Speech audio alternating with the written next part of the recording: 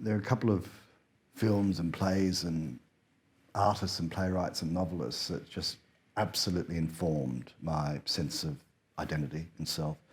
Australia's only Nobel Prize winner for literature has been a fellow called Patrick White, gay man, who I devoured everything he ever wrote, and his plays were magnificent. And even from Australia, the output of people like Derek Jarman, his films and his gardening projects and books and diaries just informed my own sensibility and how I wanted to be as a gay man as well.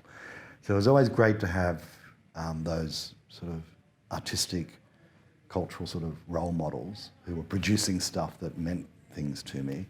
And one of those, one of the films that even from Australia, that I remember clocking and having a big impact on me was a film called Beautiful Thing, which was filmed here in Greenwich and was about the 188 bus and going into the Gloucester, which was the pub, which is now, I think, called the Park View, right there on Royal Greenwich Park. And last year I was lucky enough as part of the Greenwich and Docklands International Festival to see an outside, open air theatre production of that in Thamesmead itself, where the young guy in Beautiful Thing was from and where he lived and fell in love and with his mother and all that sort of stuff. And it was just transformative. This production was really cool. It was big. It was a little like epic, with double-decker London buses rolling on set and rolling off again, and this block within Thamesmead that was about to be demolished. 4 stories, every floor of it lit up, and people appearing at different windows at various times, dancing or communicating with each other in some way. It was really, really wonderful, and what was special about it being there, I think, was that it was. It goes back to what I was saying before about the intersection of class and sexual orientation and gender identity.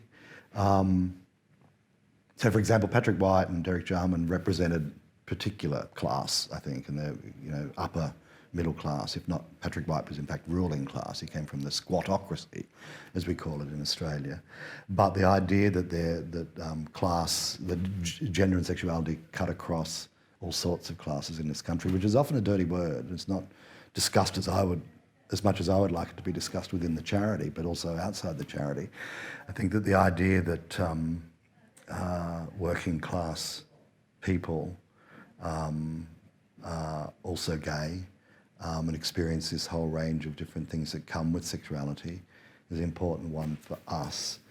I think part of that comes from me, like having grown up working class, and I sort of try as much as I can to disavow the assumption that working class people are innately homophobic or biphobic or transphobic, because there is a bit of a narrative around that, and it's just not true. It's just not true.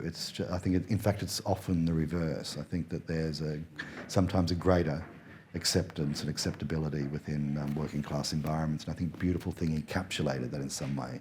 The beautiful relationship between the mum and the son, for example.